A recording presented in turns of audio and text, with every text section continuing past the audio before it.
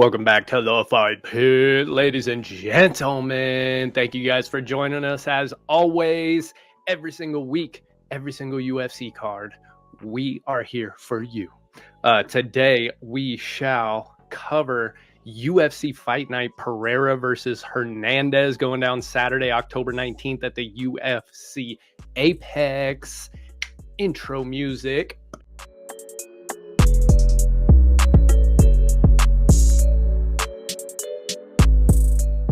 What up? How's it going, everybody? Thank you guys for joining us once again. We appreciate you. We got UFC Fight Night that we have been looking forward to for quite some time on this one. This matchup is one that we have talked about in depth at times, going back as far as I would say even last year. And it's finally happening. It's finally happening. We took some, hopefully, we're a week ahead. It could still happen. That's true. That's true. I don't mean to jinx anything, but we're closer than we were before. So we're super excited about that. It's a good one. We got our man Fluffy Hernandez in his first UFC main event against not an easy fight at all. Terrible first main event matchup. If you're looking to have a fucking easy showing, because this is a hell of a fight. Michel Pereira, the Moldier, the guy is insane, absolutely insane. Must watch TV every time. This is one of the most fun fight night main events that you're gonna see this year. I guarantee it. We are also kind of like companioning the main event for this week. We had our episode for Royval and Taira come out this week, and we're filming this one while the main event is going on. So we might go a little crazy here and there. Yeah. We're gonna be bouncing. You'll be able to stay with us, but we will let you know ahead of time. There will be bouncing. And before I get too deep into this episode, I do have to give a special shout out to our sponsor, Vivid Seats, online ticket marketplace where fans can buy and sell tickets to sports, concerts, and theater events nationwide. Folks, if you want to go anywhere and do anything, chances are you're going to need to buy a ticket. And there's no better place to check out for tickets to anything than vividseats.com. I literally this morning got tickets to Rise Against in Denver from Vivid Seats. It was so easy using our code, easy breezy, took that discount right off. I've never had a better experience buying tickets. You're not going to find much better. If at all, because Vivid Seats is dope. That's the place to be. Reliable and rewarding tickets. They have a 100% buyer guarantee, the only ticket rewards program around. Vivid Seats, I mean, you see them everywhere. You've heard about them on other episodes, and you know, some of our sister pages. You may have heard of them there too. There's a reason for it. It's because they're the best. They're committed to getting you to the events that you love more easily and more often. Vivid Seats truly believes in the power of shared experiences to connect people, and they are relentless about finding ways to make your event discovery and ticket purchase easy, fun, and exciting. They have over a million plus unique and in-demand events sold on their site. They have had over 19 million pumped fans that have found event tickets through Vivid Seats. So there's really nowhere else you need to check. Just check out vividseats.com. You can hit our link in the description, take you right to them, and you can see the world, see everything, do whatever your heart desires. Vivid Seats got you. So thank you so much to vividseats.com for sponsoring this episode, holding it down for the boys in the house. Now, we got a lot of excitement coming up in the next 45 to 50 minutes or so. So we will do our best to keep it professional, but we almost hit the 10-minute mark. I can tell you, viewer discretion, there may be some cursing going later on. Just buckle yourself in and prepare. This is a pretty, we were talking about it just before we got going. This one's got some sneaky good fights on this card. This Pereira, this Hernandez and Pereira card. The Apex, always falls under scrutiny, but I don't think a lot of it is warranted because they do have some really good fights that go down in the Apex. This one's got a few of them. The main event, Hernandez and Pereira. I mean, that's reason enough to tune in. Just that fight right there. The co-main event, we have Rob Font versus Kyler Phillips. So sweet. This is the insane part. Like, you're talking about a fight night that has Michel Pereira, Fluffy Hernandez, Rob Font. It also has Darren Elkins. Lest we forget Matheus Nicolau and Asu Almabayev, top ranked flyweights. Like, this feels like without a championship, it's obviously not a pay-per-view. But if there was like one title fight, it doesn't even need to be a good title fight. This is a good pay-per-view. I've seen worse. Seen worse. You know me, I'm an eternal optimist. I'm always trying to fucking look on the bright side of things, glass half full kind of guy. I do my best, but it is tough at times. It's not easy being an eternal optimist. It's not easy being happy all the fucking time. I'm guaranteed. I told you it was coming. But these cards do not deserve a lot of the hate that they get, because some of these fight nights have been so dope. And I think this one has the potential to be in the running. It's in the running as far as pre-card potential, pre-paper or pre-event potential. This one's got like the first fight of the night. We'll cover a little bit of the fights to check out on the prelims, some that you might be interested in. First fight of the night, listed at least, Austin Lane versus Royval de Spain. That fight, I can tell you, is not going the distance. That one has quick finish written all over it. Now, there are times where, of course, we talk about it all the time, the heavyweights on fight nights. Most of the time, it's in the main event for us. It does happen here and there on the card. Heavyweights do have a tendency to, explode in the first 5 minutes and then try to just make their way to the finish line. I limp their way to the finish line. Let's be honest. Absolutely gassed heavyweights trying to continue to stand on their feet for 10 more minutes. This is why I'm so grateful for heavyweights like Tom Aspinall. You are not kidding, dude. God bless Tommy Aspinall. Yeah, he already has. Keep going. This Royval de Spain, one of the most highly touted heavyweights coming in, of course, was a Taekwondo Olympic. I don't remember if he medaled, but he did compete in the. Yeah. Did he? Yeah.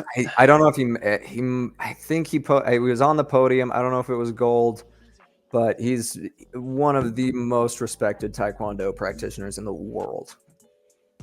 I do feel as though it was something like a silver medal. I want to say silver medal at best, but nonetheless, Olympic Taekwondo practitioner. So the highest level. Very exciting. All knockouts up until he got into the UFC, of course. But Austin Lane, former, he was a football player, wasn't he? Austin Lane, I think he was. I think he was one of those. Yeah, one of those football players turned fighters. Also, it was a bronze medal at the London Games for Royval de Spain. And so oh God, I should have known it because Austin Lane played for the Chicago Bears in 2014. He played in 2014? Kid. Oh my goodness. Like recently, he's been in the NFL. I didn't realize it was that recent. I thought it was like, 2009. Dang. But anyways, Austin Lane not doing too great lately. He's got 2 KO losses and 1 no contest in his last 3 fights. Rebellis Despain 5-1. All 5 of his wins were by KO. Coming off of his first loss back in May of this year against Waldo Cortez Acosta. I feel like Rebellis Despain is going to be looking to bounce back against somebody who is against somebody who is capable of being bounced back against. He Austin Lane is not afraid to try to put on a show, to go out there and look for the knockout himself. So he does put himself in positions to get finished. And I feel like Rebellis Despain is capable of getting that finish.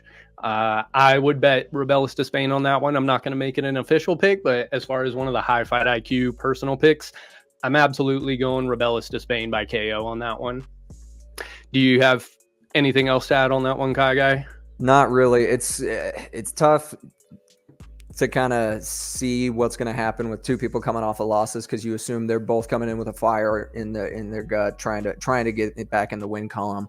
I just have such high regard for the striking ability of Despain, and it's nothing against Austin Lane. Obviously, he has good hands. He's got 11 knockouts. I just think that like pure technique is going to be too much for him out of Despain. I agree. It's going to be a early finish. I'm going under 1.5, and I'm going with Despain. So good to have you back, dude. So good to have you back. It's good to be back. I've been missing you, man. We got right on into the fights and everything. We didn't even do intros and stuff. I'm so sorry, dude. No, Kyle, my guy Kyle has been running behind the scenes. I'm ready to go, man. Yeah, I was trying to let us get that itch scratched for you as soon as possible. But Kyle, how's everything going?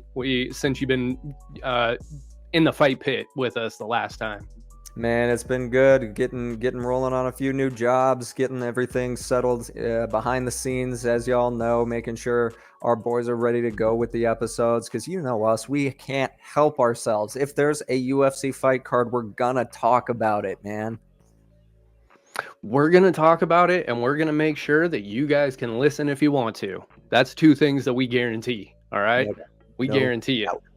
There will be talking and there will be listening.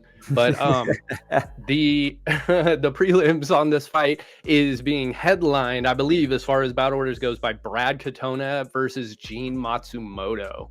And I know, Kyle, I know that I'm not the only one that's had my eyes on this one. How do you feel about Katona versus Matsumoto?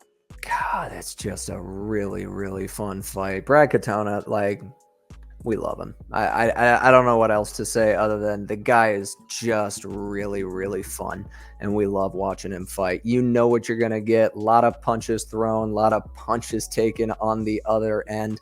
He's got a hell of a jaw, though. Gets to the cards pretty often. On the other side of it, Matsumoto, like, I'm pumped. I'm pumped for this undefeated beast. Like, holy cow. I can't wait. I can't wait to just like let these 2 go, like just go and have an absolute dogfight. Like, this is gonna be fun.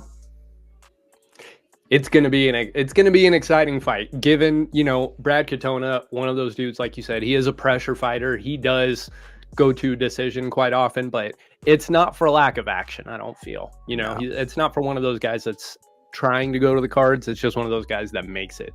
Or one of the guys who's he's almost already to 1,000 significant strikes attempted in the UFC. So if that tells you anything, he's only been fighting since 2018, and he's already thrown 1,000 significant strikes.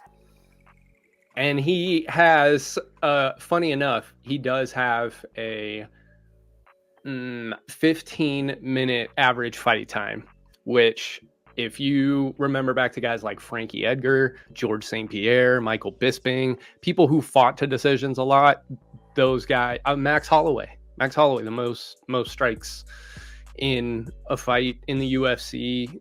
The longer you fight, you know, you accumulate more fight time, more average fight time like that. that's more strikes. That's more strikes. So you know that this dude is you don't reach those milestones by just laying and praying. You know what I mean? But Matsumoto, bro, it's going to be tough. 60% of his fights wins are by finish, be it KO, TKO, sub. And he has an average fight time of 12:30. So this one, you can guarantee that these guys are both going to be moving forward. There's going to be a lot of punches thrown. There's going to be a lot of action. And that one, I think that's another one that we were looking at that could surprise people. He had a great debut with the submission win over Dan Argueta. Very good debut. And being able to already at a prelim main event, you know, it's for a reason. It is for a reason. So make sure you guys are tuned in for that one. That one's going to be sick.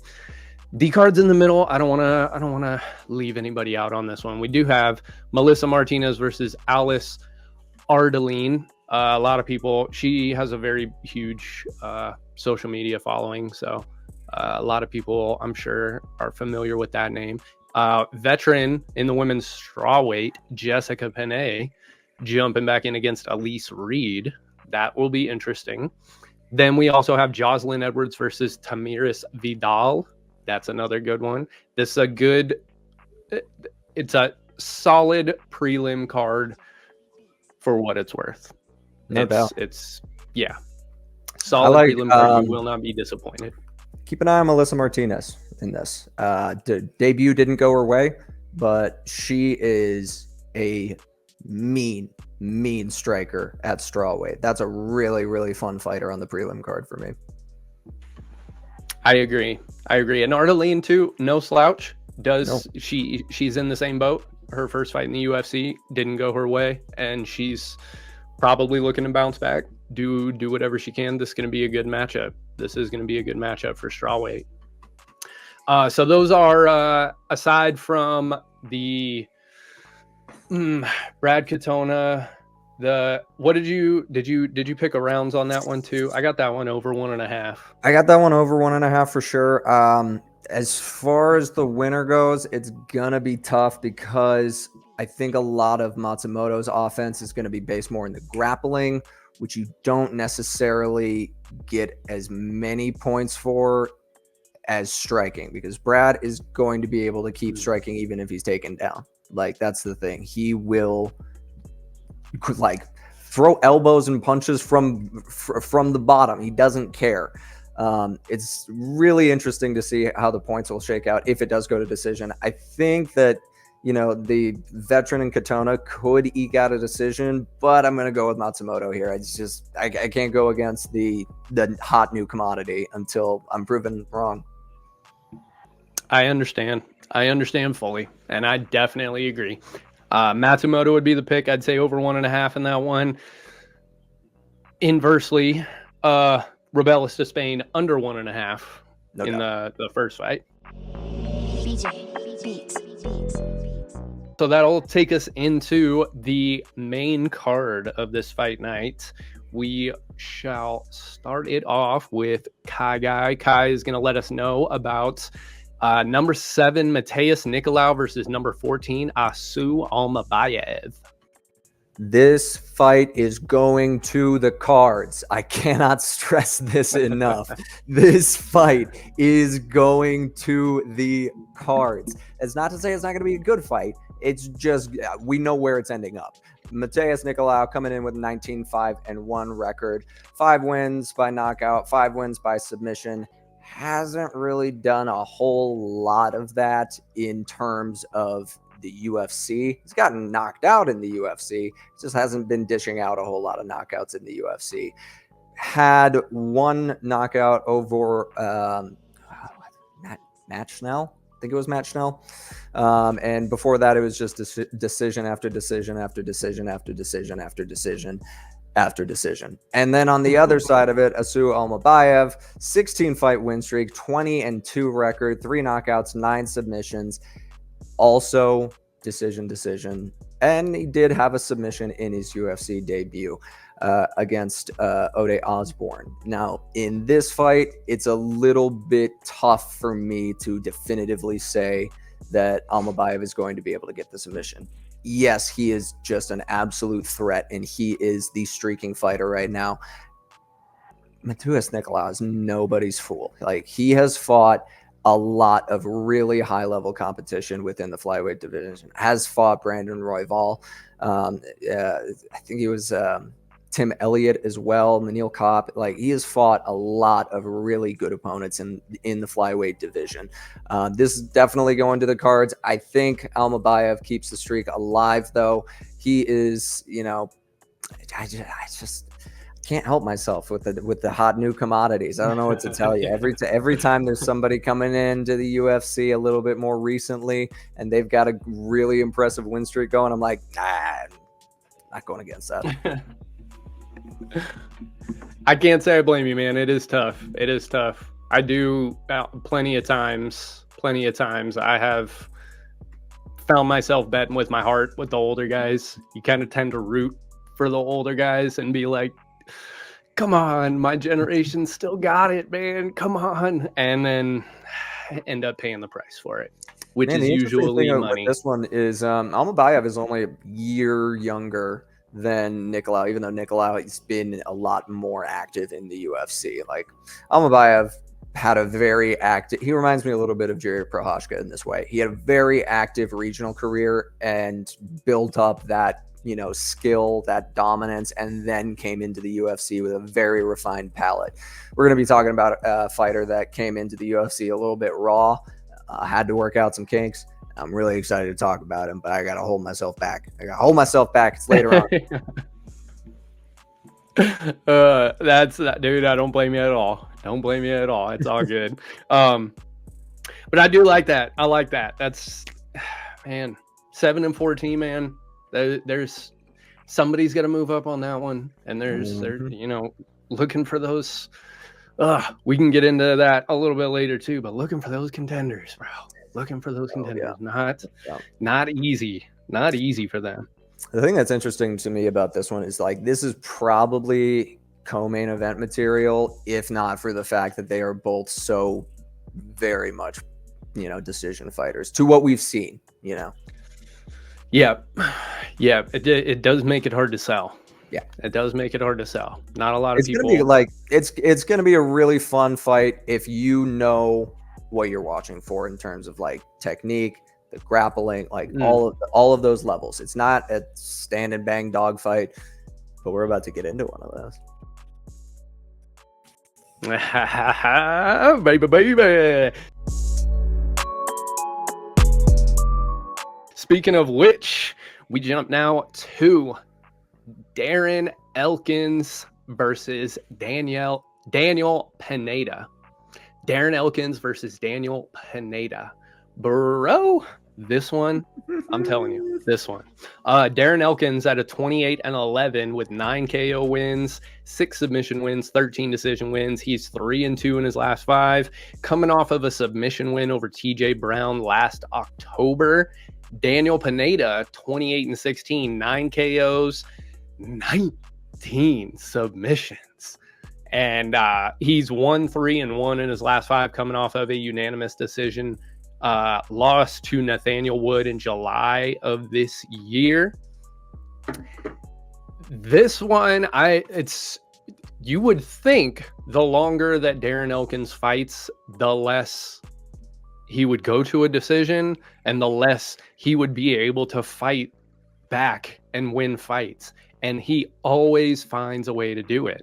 Of course, not every single time out, but just so much more than we would expect him to. He's just one of those guys with absolute just iron, like sheer will.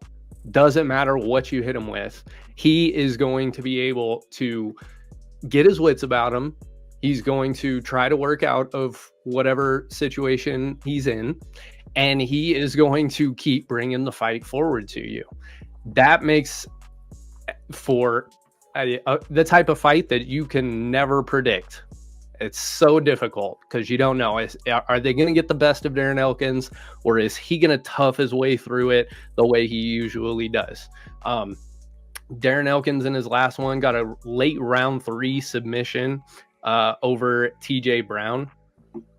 Daniel Pineda, if we're talking, as of late, Daniel Pineda not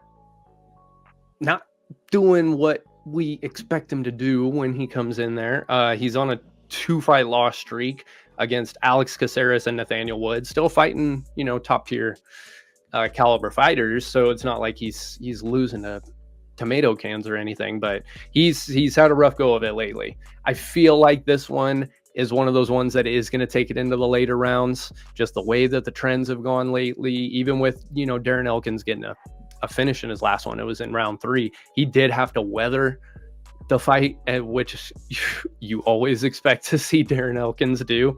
This one, I like both of their styles. Neither of them are lacking too much in either area. They're dogs, man. They're dogs. They're trying to fight. They're not the type of guys that are like, I'm going in there with the game plan of, I want to stick and move. I want to stay on the outside. I want to, use the 1-2 to set up a single leg, try to force them up against the guy. These two guys are like, my game plan is to fight, to just go in there and fight.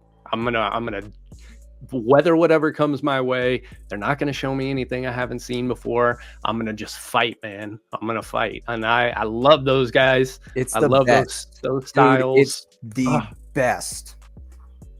It is so much fun. It's so much fun, but it makes it very difficult to pick what's going to happen, because in those types of fights, it's anybody's guess.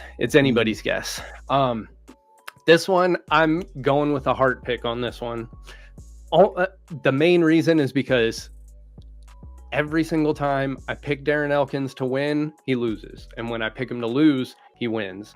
So this one, I think I'm going to say that I think he's going to lose. And so I'm going to pick Darren Elkins because I think I'm going to be wrong. I think he's going to win this thing.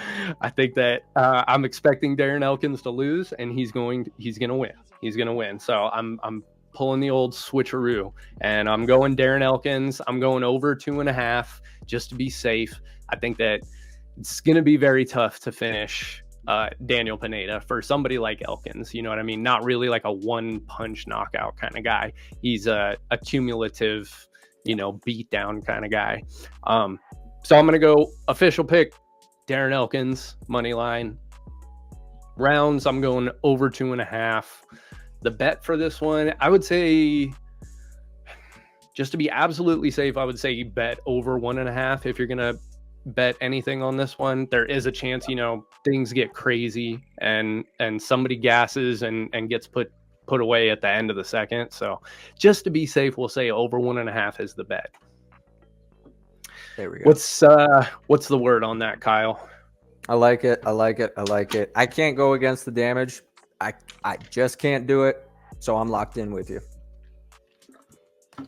We locked in, baby. We locked in. This one, definitely make sure you guys are tuned in. If you're skipping the prelims, do not skip these earlier fights. Okay, just because you might not know the names as well as we do, tune in. You're gonna love those ones.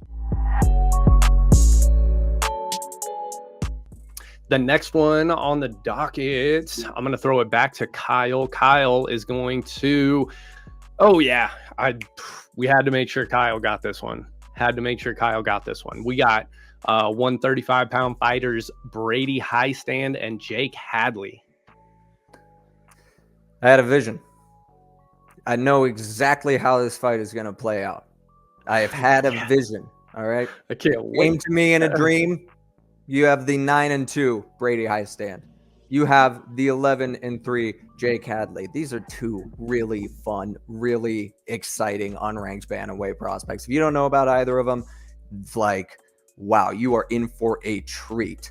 Now, let me tell you exactly how this fight is going to go, because Brady Hiestand is one of the most explosive wrestlers I have seen in the octagon. Like, the way that he weaponizes his grappling and just ground and pounds the hell out of people and makes it uncomfortable for them to be on the ground in any capacity with him.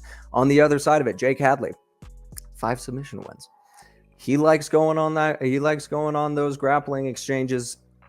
Now the problem becomes Brady Hiestand is going to shoot a lot of takedowns. That's the way he operates. And Jake Hadley's going to start, getting those takedowns, taking those takedowns, I should say.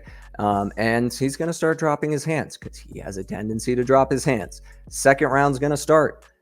Brady is going to fake a shot, big old overhand right off the top, and Jake Hadley's going to sleep. Second round knockout, Brady Hiestand. There it is.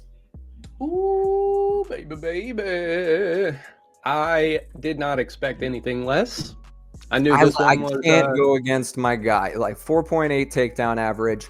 He is a hard hitter, whether it's from the ground and pound or on the feet. Jake Hadley, obviously, very, very good significant strike defense, 61% on his significant strike defense. Not so good on the takedown defense, 55%. He will get taken down because that's where a lot of his bread and butter submissions come from. Like he invites getting taken down because you look at the takedown average, 0.2 per 15 minutes, compared to a 1.37 submission average per 15 minutes. He's getting to the ground somehow. This is what we're dealing with here. I just don't think, unless Brady makes a big mistake and has a lapse in space and gives away too much space to Jake, is what I should say. There is a very real world where he gets caught by a triangle or Jake is able to sneak a submission in there. However, I think that, Brady is showing more and more growth and learning every time we see him fight. He's done nothing but win since losing the Ultimate Fighter finale. And he has gotten better and better and better in each of those wins. So I think that he is going to be able to manage his space very well from the ground and not get caught in those submissions. And it's going to be able to set up a wicked overhand that is going to knock out Jake Hadley. I would love nothing more. Because that would make... That was part of the vision. I forgot. What was that last part? The performance of the night as well, because that was part of the vision. I forgot. Oh, I would love nothing. That would make the entire card worth it for me. Even before we make it to the final 2 fights, that would make it so worth it. I would love that. I would absolutely love that. I have been big on Brady Hiestand too. Not as big as you, but I feel the exact same way, dude. He's I'm not mad at it. I'm not mad at it at all, dude, because I fully agree. I love his style. I love his fights. It makes you look forward to watching fights. You know what I mean? Guys like that, it makes you hopeful. It makes you hopeful, makes you anxious, and makes you just happy to be there. And I just love those butterflies, dude. Those butterflies are just so much fun. And these guys, not being the biggest names, the types of guys that bring that feeling. It's so much fun. I love it. Just a quick update. Royval and Taira are currently about to start the 5th round. They made it through 4. The end of round 4 finished with Taira on Royval's back doing damage. Royval struggling to get out. So starting round 5 of Brandon Royval and Tatsuro Taira, in between the corners right now, they got about 15 more seconds. So we're about to hit round 5. We will let you know who ends up getting that one when it is finished. And you'll know if there's a 5th round finish. Keep going. If there is a finish, we will. It'll be obvious. We will not be hiding it at all. It's a good fight so far.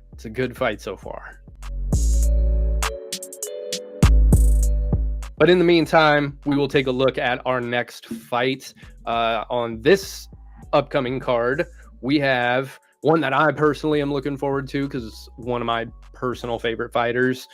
Charles Johnson versus Mudaerji. Charles Johnson, Energy.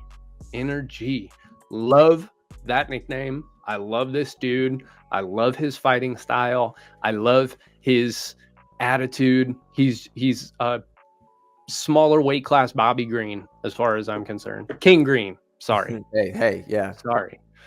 Artist formerly known as Bobby Green. Yes. He is that type of fighter. He is that type of presence. He is that type of mentality, and that it just makes it makes for awesome fights. Let me tell you. Charles Johnson at a 16-6, 7 KO wins, 3 submission wins, 6 decision wins, 3-3 in his last 6. Both of these guys are 3-3 in their last 6 fights. So fairly evenly matched. And then Charles Johnson coming off of a KO win over Joshua Van in July. Mudaerji, both of these guys also 16-6 on their current records. Mudaerji, 13 KO wins, 1 submission, 2 decision wins, coming off of a submission loss to Tim Elliott last December. Now, the last fight... excuse me. The last fight that Charles Johnson had back in July 13th, against Joshua Van. One of those. Oh, is that your birthday? I was there. I watched that. Yes, that's right. That's right. It just dawned on me too. The Charles Johnson fight in that one too. Not very many people were on my side as far as taking Charles Johnson in that fight, and I fully understand, because Joshua Van is one of those dudes that is. He's one of those dudes that you are going to be hearing about for quite some time. All things considered, he's one of those up and coming guys that are just exciting. Throws hard. He's constantly pressuring, looking to take the fight to you, looking to finish the fight, not looking to make a boring fight out of it. He's highly skilled. He loves to brawl, but he's not one of those guys who's brawling like untechnically, like very like sloppy type of brawling. He's one of those kids. Charles Johnson though, man, made me feel good about myself on that one, because I felt like he had that one. I had a lot of high hopes for him in that one too. I remember the commentators were like really high on Joshua Van in that one, and I don't blame them at all. Like I said, I fully understand, because he's worth the hype. But that one, I felt like, they were overlooking Charles Johnson in that one. They could, every time Joshua Van threw, they would get excited, and they were completely missing all that Charles Johnson was doing. And they made it seem like it was surprising when he got the KO on Van. And I was like, if you were actually watching the fight, it was coming. Like, that was the thing. Yeah. I was there with my dad, and he leans over to me and he goes, "What do you think's happening?" As they're going back to the stools at the end of 2, he goes, What do you think's going to happen?" I'm like, Van started strong, but he is running out of gas fast, and he's getting touched up. Johnson's going to win this. And then 20 seconds in. Yep. It was a very impressive showing. And that's what I feel this one will be as well. But this one, Mudaerji, like 13 KO wins and 1 submission win. So 14 of his 16 wins are by finish. He's going to be the type of guy that's going to have that kind of fight with Charles Johnson, and it's going to make for a very fun, very interesting fight. I do think that they are going to favor the striking, since it's is that the finish? That's decision. Oh, they're going to the cards. I really thought Royval was going to find something.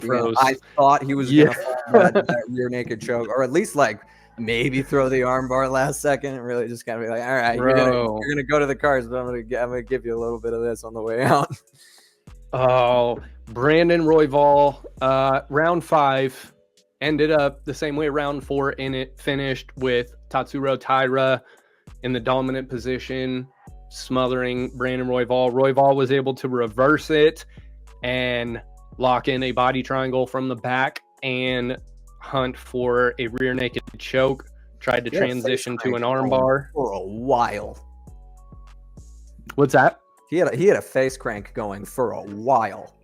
Very, very close to getting the last second submission, but it does end up going to a decision. We'll let you know who the official decision goes to.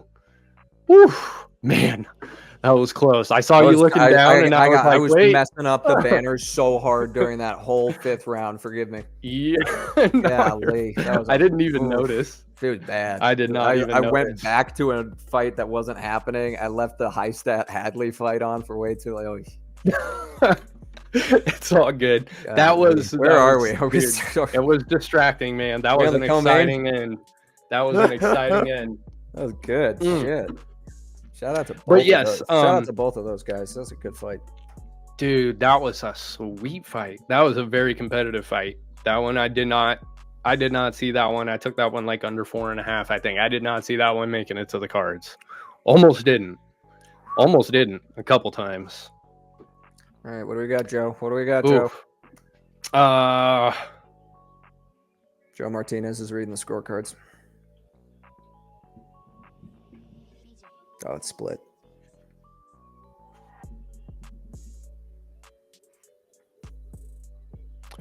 So, Brandon Royval, split decision. Wow. Wow. This is not a robbery. I don't like the term robbery. Close fights are close fights. Amen, brother. Amen, brother. Needed to say that since we watched that happen in real time. Close fights are close fights. There's no robbery. It could have gone to either man. Yep. I am a tad bit surprised that it went to Royval. Oh, yeah, me too. Don't disagree, and we stand firm. Close fights are not robberies, guys. Get with the times. Back to, so Charles Johnson and Mudaerji.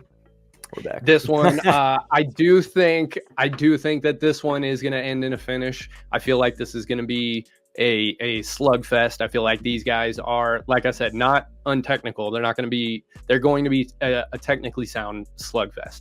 But I do like Charles Johnson in this one. He's one of those dogs that I keep riding with.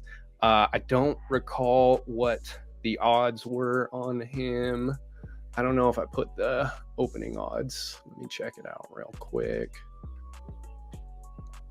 No odds up yet. Hold on. Let me cross check with William Hill. Currently a -225. Yeah, I understand that. Currently a -225 for Charles Johnson against Mudaerji. I think it's warranted. I do think it could be closer because Mudaerji is going to try to put his lights out. And I think it'll make for an exciting fight. I got Charles Johnson, official pick. I'm going Charles Johnson money line. I'm going under 2.5 rounds on this one. As far as the bet, I would say Charles Johnson money line. It's not something that I would normally do at a -225. It's not such a big one that I want to completely ignore it altogether, but it's not the bet. It's the safest pick, in my opinion. Charles Johnson money line. I would say Charles Johnson by KO is the second riskiest bet to look at. I personally am going to throw straight up on Charles Johnson by KO. But if you're going to take this as just a regular bet pick, I think the safest bet is just Charles Johnson money line on that one. Yeah, I like that. How do you feel about that one? You like that one? I'm going all in with Charles Johnson. After seeing him fight live, I'm like, yeah, this guy's real. This guy is for real. He's awesome, dude. He's awesome. We will be looking to try and get an interview with him soon, so you guys stay tuned. We're looking to get Charles Johnson into the fight pit with us soon. That's going to take us to the co-main event. Yes. I know that we've done our best to let you know how awesome the rest of this card is. Make no mistake, these last two fights are the reason we are watching. The co-main event. Kyle, I'm gonna have you announce this one. Do the honors for us. Do I even need to tell you about Rob Font? Do I even need to explain how good Rob Font is at striking? Do I even need to tell you that this man is hands down one of the best boxers that we have in the UFC currently. There's like 3 former champions that I'm seeing that he's 4 probably. I'm missing some that Rob Font has fought recently and performed very, very well against. Like, he has been there, done that. He is one of my favorite bantamweights. And this will just go to show you how deep the bantamweight division is right now, because Rob Font is ranked 10. Like, there is just a really great pool of fighters that we've got at the top of this division. On the other side of it, Kyler Phillips. Oh, wow. Just, yeah. The kid's pretty darn good. I don't know how much else what other way to put it other than Kyler Phillips is game. He's shown it. He is one of the most active bantamweight strikers that we have currently. 5.72 significant strikes landed per minute. Doesn't take a whole lot on the other end. He's got a 61% significant strike defense, and he will mix in the takedowns. Like, he is a well-rounded mixed martial artist. 2 submission wins as well as 5 knockouts. I gave myself away. You know who I'm picking. I'm picking Rob Font. I'm picking him to win by a knockout. I can't go against those hands, man. I am not going to pick against Rob Font's hands. I can't say I blame you, man. This is a tough one. This is a tough one. This is such a hard fight. Rob Font is an absolute dog. Rob Font is the closest you could get to like I would say he's like one of those Matt Brown kind of guys. He's just one of those guys who's weathered. He's been there. No matter what you throw at him, he's going to keep going. He's zombie, just marching forward. There's like, you're hitting him with everything. You're just throwing, imagine like zombie movies when they're like chasing after you and you're like knocking over chairs and doing whatever you can to try to slow him down. Just keeps coming. Man, it's Halloween, no joke. Mike Myers. Let's be honest. This is Michael Myers. Oh, that's awesome. Man of the bantamweight division. Oh, dude, I don't know why I didn't think of it already. Rob Zombie. Oh, God, what is wrong with me today, bro? I do apologize, folks. Like, I'm normally much better than this. It's because I was sick. That's why. Why I'm still, that for the congestion messes with the puns. Yeah. I got sinuses and gingivitis, and it's one of those things. But Rob Zombie is absolutely fitting. The toughest part about it though too is Kyler Phillips. I've been betting on him ever since he got in. He's one of those guys, very dynamic striker, trains at I believe the MMA lab with Sean O'Malley, who's one of those like early training partners of Sean O'Malley before he became champion. He's very good with his footwork. He's very good with his distance management. He's very good with utilizing angles. He's never just staying right in front of you, going forward and backward. He's always off to one side. He's always throwing like the TJ Dillashaw, Dominic Cruz style switch combos where they're not constantly coming at you southpaw or orthodox. It's back and forth. It's very fluid. Yeah. His nickname's the Matrix, folks. His nickname is the Matrix. Not very many guys are able to walk around with those types of monikers. Okay, we saw, like they used to call Anderson Silva Neo at times. There's reasons that they make those analogies. This guy fights as though he is on like a different program. Like he is overridden the Matrix. He's the one. He's moving, he's grooving, he's in the flow state for a lot of it. He's all over the place, and it makes for a very difficult fight. Rob Font does have the striking to overwhelm him, but these two clashing styles it's going to be interesting with Rob Font, the New England cartel, very boxing heavy, very technically sound boxing coming out of the New England cartel. All of those guys all of those guys throw hands, dude. All of those guys are very good at throwing hands. It's the contrast in styles with them being very technically sound boxing, not a whole lot of wasted movement, as opposed to Kyler Phillips with his, you know, kind of like Sean O'Malley, Conor McGregor, Wonder Boy styles, where there's a lot of angles, there's a lot of different looks, there's a lot of feints, there's a lot of switches, very difficult to read. It's going to make for a very, very fun fight. As far as what they've been doing lately, Rob Font at a 20-8 record, 9 KOs, 4 submissions, and 7 decisions. He's 1-4 in his last 5, unfortunately, coming off of a unanimous decision loss to Davison Figueiredo last December. Kyler Phillips is 12-2, 5 KOs, 2 submissions, 5 decisions, 7-1 in his last 8 fights, coming off of a unanimous decision win over Pedro Munoz back in March. As far as the implications go, we do talk a lot about, the rankings, what's at stake, where people will go from there. It's a little bit deeper into the top 15. We're looking at Rob Font as a number 10, Kyler Phillips as a number 12. I feel like if Rob Font is one of those guys who's been pushing, just trying to knock on the door of the top 5. And for a while, I think he was like number 4 or 5. He got up there at one point. Yeah. Yeah. So he's been there. He hasn't got up to, you know, number 1 contender fight, title fight realm yet, but he's been knocking on the door for quite some time. Kyler Phillips, one of those guys who's making his way up the porch to the door to look to start knocking on the door for the first time.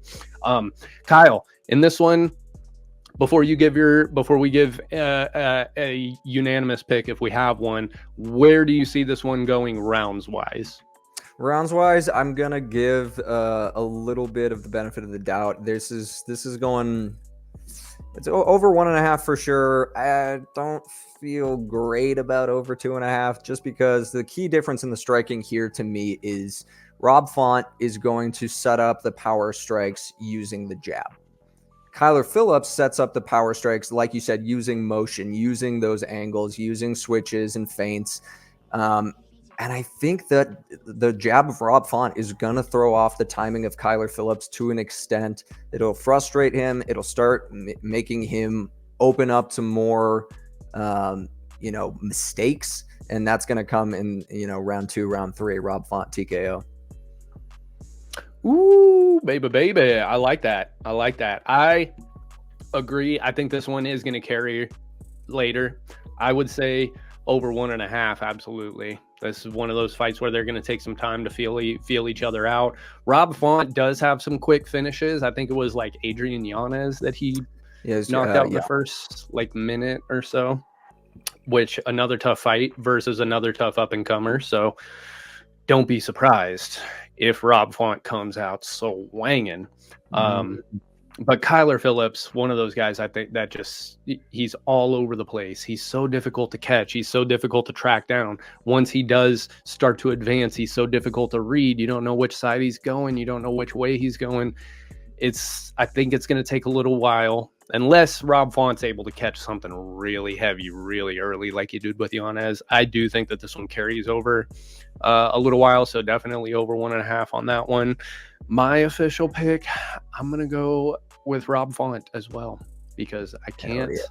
Hell yeah. That's how we do it, folks. We got to ride with our guys. Rob Font has been one of our guys for a long time now, for years. I mean, I can't remember the last time I bet against Rob Font.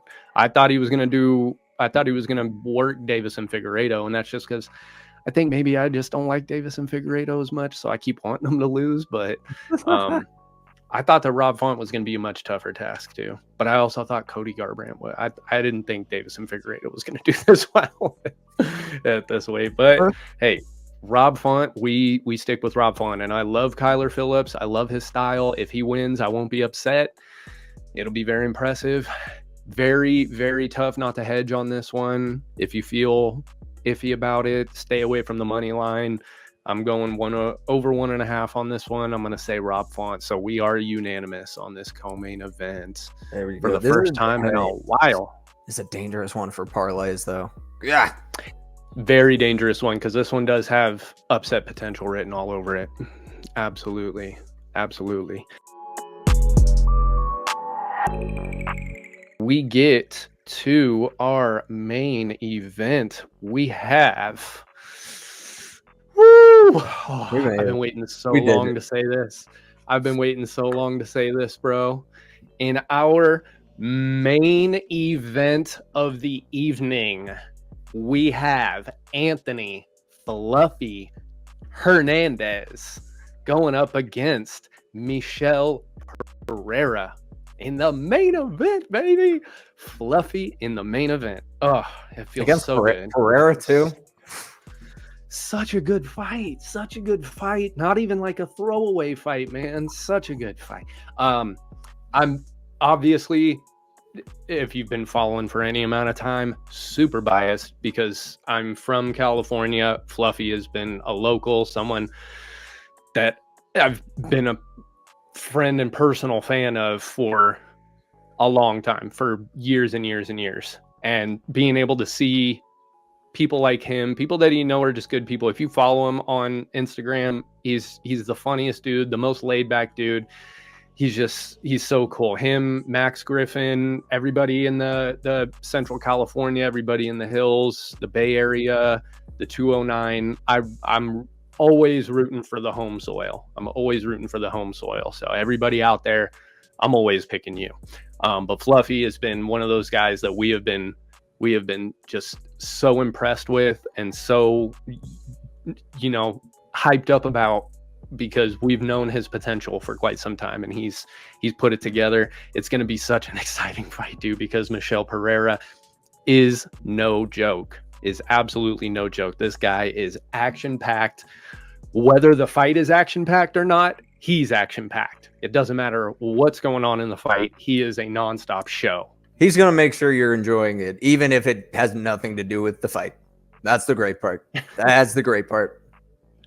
Absolutely. We got Anthony Hernandez on this one, coming in with a 12-2 record, 2 KOs, 8 submission wins, 2 decision wins on a 5-fight win streak, coming off of the wonderful, beautiful submission over Roman Kopylov back in February. And Michel Pereira, 31-11. Good God. With 11 KOs, 9 submission wins, 11 decision wins, riding an 8-fight win streak. Also coming off of a submission win over Ihor Potieria back in May.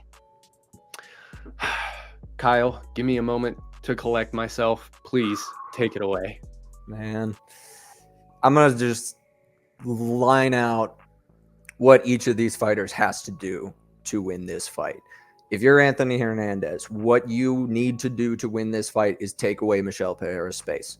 You cannot allow him to have the space in the octagon to have those crazy, insane, flashy kicks, because he might catch you. That's just the way that it is. There really is a strong chance that, as goofy as it looks when it doesn't land, when it does land, you're going to sleep, because there's power behind these acrobatic kicks and strikes.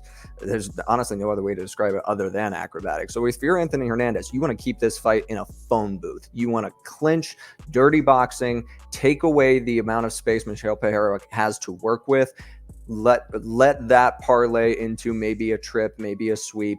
Michel Pereira is no slouch on the ground. Yes, we know him best for his insane strikes. He has a lot of really great submission wins as well. Don't get it twisted here, people. Michel Pereira is a really just big threat on the ground. So that's why I say trying to get it into those clinch situations first, so you can land those strikes, maybe tire out the arms of Michel Pereira, and then you can start to go for those trips and try and secure a dominant position. It's really risky on the ground with Pereira no matter what, but it's also really risky on the ground if you are going up against Fluffy Hernandez.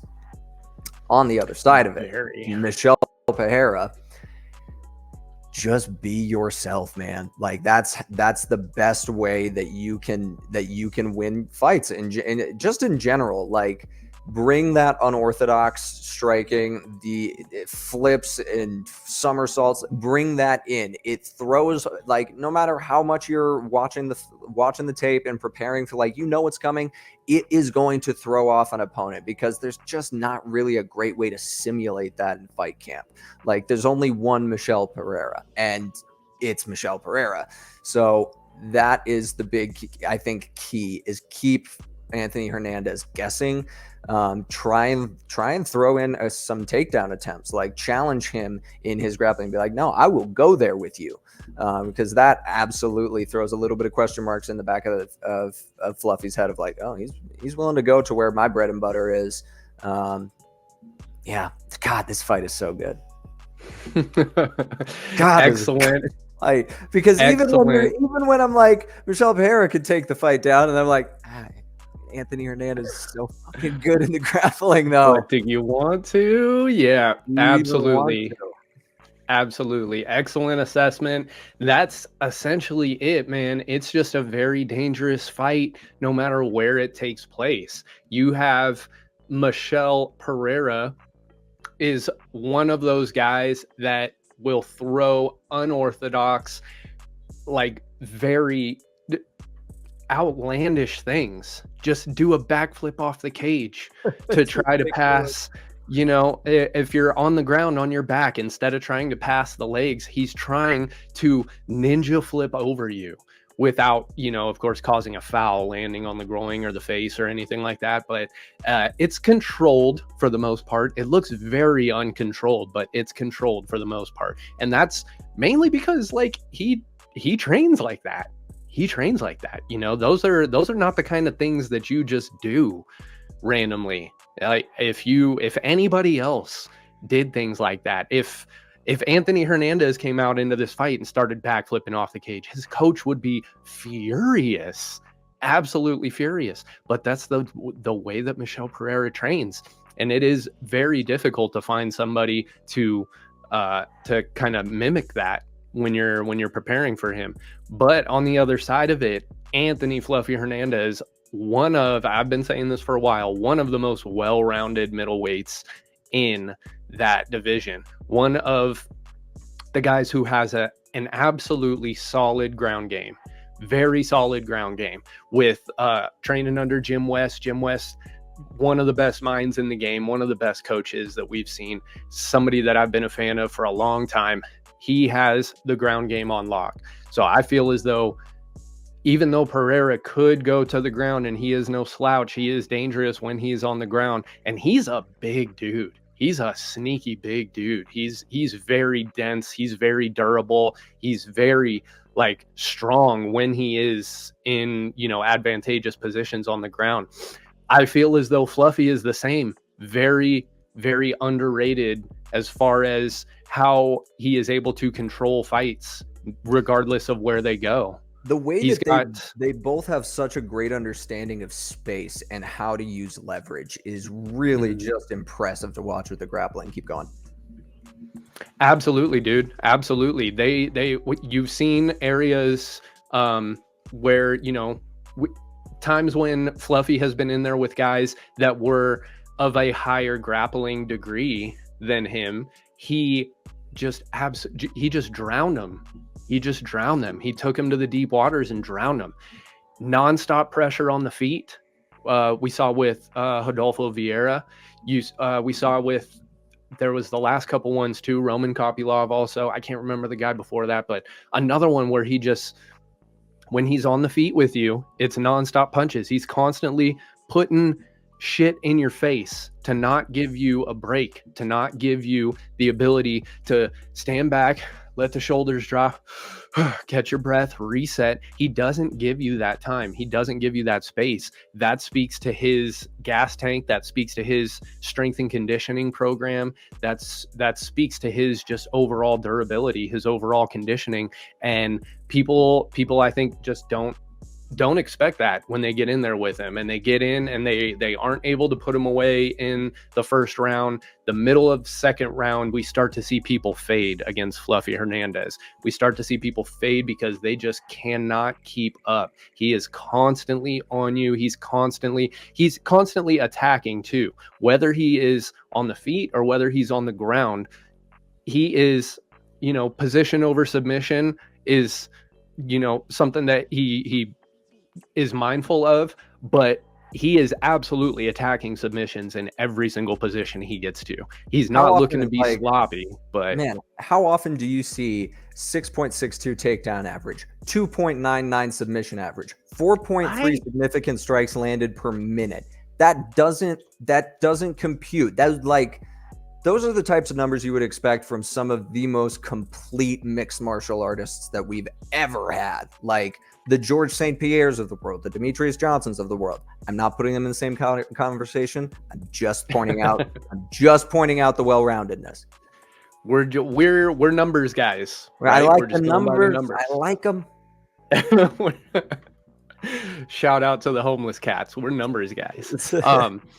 But this one, like, as I've always said before every single one, I think that people are going to be underestimating Fluffy in this one. I think that people are going to see the flash. They're going to see the show. They're going to see the dominance of Michel Pereira. They're going to see how just bonkers off the wall that he is. And it is, to your credit, you are right. It's very difficult to prepare for. But there's also those kinds of guys where you throw that stuff out there and they just stand there looking at you like, are you done? Can we fight now? Or, you gotta, and I think that there's going to be times in that fight where Alex Pereira is doing, real flashy, crazy, catch you off guard type of stuff. I think that Fluffy Hernandez has seen that stuff before. He's seen those mauling type of fights before. The one against Kevin Holland did the same very early on, very pressure onslaught, throwing everything in the kitchen sink all at once. And I think that Fluffy is going to be able to weather that. I think he's going to be able to weather that. I think that after the first round and a half, I think that the further it goes, the more I like Fluffy. So I think that Michel Pereira needs to get this one done early if he's looking to get a solid, decisive victory in this one, because I think the longer than it goes, I think Fluffy's chances just keep going up. And I like Fluffy's chances in this one, regardless of where it ends. But I'm going to say official pick, I'm taking Fluffy 100%. For rounds, this one's tough. Tough, isn't it? This one's tough because I do like it later, but I don't see it going to the cards. I'm going to say under 4.5 on this one. I like is the line I'm taking. Just because these higher ups, man, they go later. It's very difficult for guys to get in there and get, quick, decisive wins. And Michel Pereira has been able to do it, but he's going up against Fluffy Hernandez now, bro. And not very many people put Fluffy away super quick. He's a tough dude. Official pick, over under, and bet pick on this one for you, Kai. Give me Fluffy Hernandez money line on this one. Give me I'm going back and forth on this. Give me over 2.5 on the rounds. Over 2.5, okay. Over 2.5. Maybe sprinkle. I'll take that a little bit. If you get that over 2.5 with an under 4.5, that could be spicy. I don't know why. That just feels fun to me. Yeah, I do like that. I do like that, actually. I'm locked in with Fluffy for sure. I say best bet on this one. You got to go. If there's anything, Fluffy at a 160. I mean, it is tough because Michel Pereira can get it done. He can get it done. It's very difficult for me to throw fluffy money line as the bet pick, but I really want to, dude. I really want to. It's gonna feel so good when it hits. That's gonna be real fun when it happens. That's the thing. I say, yeah. I'm not sure what the odds are going to be on it. If you want my absolutely solid fight bet pick for this main event, I say fight not to go the distance. It's probably going to be some long odds. It's probably going to be close to the 300, 400s, I would say. But Anthony Hernandez at a minus 160, I'm okay with taking that one too. I would say that this fight is going to end in a finish. So however you want to navigate that, I'm going to say fight not to go the distance, fight under 4.5, whichever one you feel best with. Lock and dog on this one we need to discuss. We have a couple on here, I think some on the prelims too that might be, oh, where is it? I'm looking in the wrong place again. I'd like to know the line on Katona and Matsumoto. Brad Katona at a plus 220, Gene Matsumoto at a minus 270. Ooh, those are interesting to say the least. Oh man. How about we'll start with underdog. All right. How about dog? Who do you like? Who do you like for dog? Who's some dogs we could throw up there? Man, I gotta get the money lines in front of me. Let me look. Who's plus money in this card? List them out to me. So right now we have Darren Elkins as plus 105. We have Jessica Pineda at a plus 130. Pause. There's a motorcycle going by. Every time I start recording, all the transformers start battling outside my window. So right now we do have Jessica Pineda minus 130 against Elise Reed. Anthony Hernandez at a minus 160. Michel Pereira at a plus 135. The one that I think that you're most interested in, though, Rob Font, currently at a plus 275. Fucking what? No. Bro. Dog of the week. It's boom. No, absolutely not. Rob Font, dog of the week. I had a feeling you would. Unbelievable. I had a feeling you were gonna like that one. Wait for that. Oh my god. Yeah. I thought he was gonna be plus money. I just had a feeling, but that no. That's nuts. Dog of the week. That's nuts, bro. That's nuts. Tyler Phillips, I love you. I love you, dude. But it's Rob Font we're talking here, boys.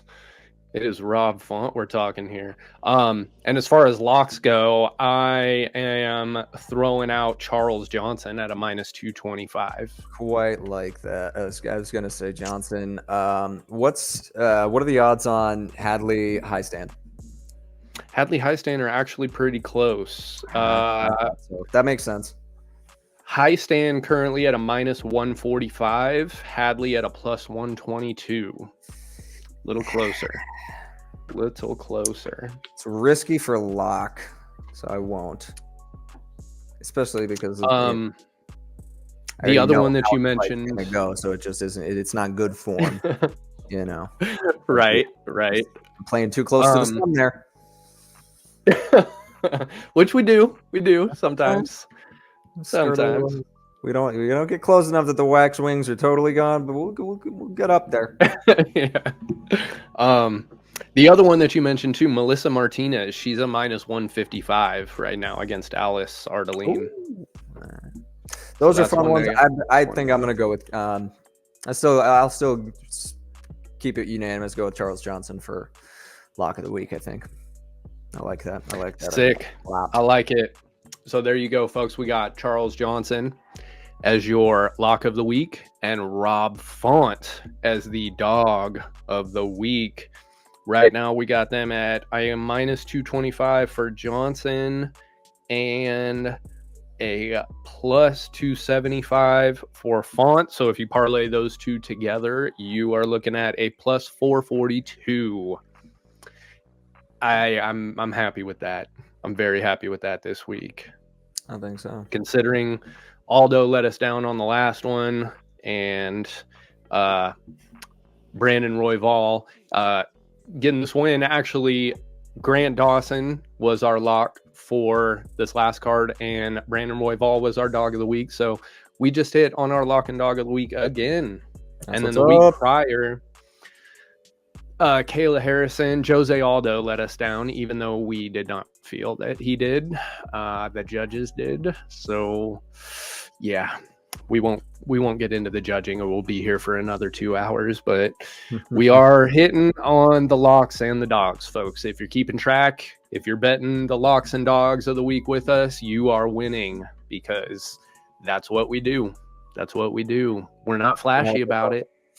Just can't help it. We don't, we're not out here tooting our horns. We're not flashy about it, but we win. We win. And so if there's one pick on this card that you think people are absolutely going to have to take on just a straight bet, if you're like, this is guaranteed, bet the entire freaking house, the farm, all the cows, everything, who are you throwing it on? It could be method of victory. It could be a round bet. It could be money line, whatever. What are we betting our whole lives on, Kyle? Number one, always gamble responsibly.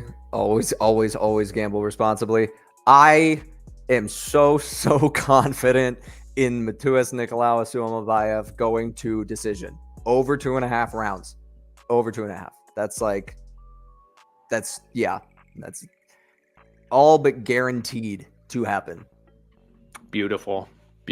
I do like that. I'll take a mortgage out on that one. I like that. And I also like Robelis to Spain and Austin Lane to not go the distance, because I think that one's probably going to be pretty long odds. But if I had to bet everything on it, I don't think that one makes it.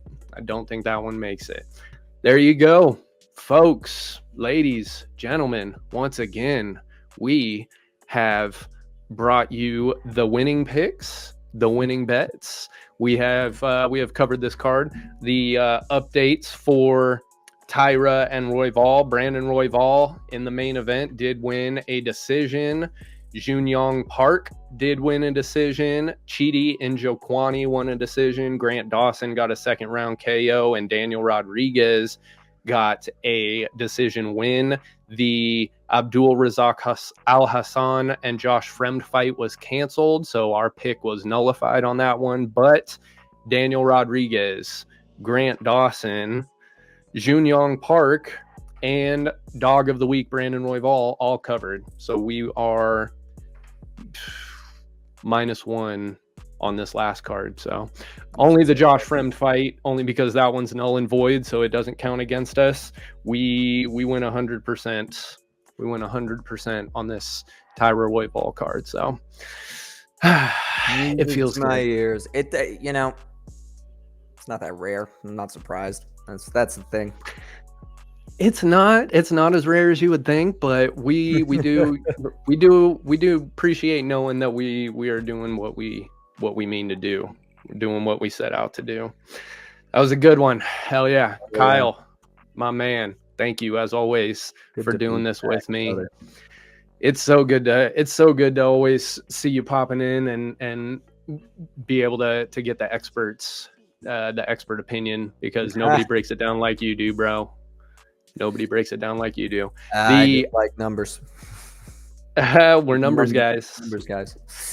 We are numbers guys. The next card we will be covering is going to be UFC 308, Topuria versus Max Holloway, going down October 26th. Max, you gotta shut the young buck up, please. Ooh, that's gonna be a fun one. Hopefully, Kyle, hopefully you're able to be on that one with me, because that one's gonna be a big one.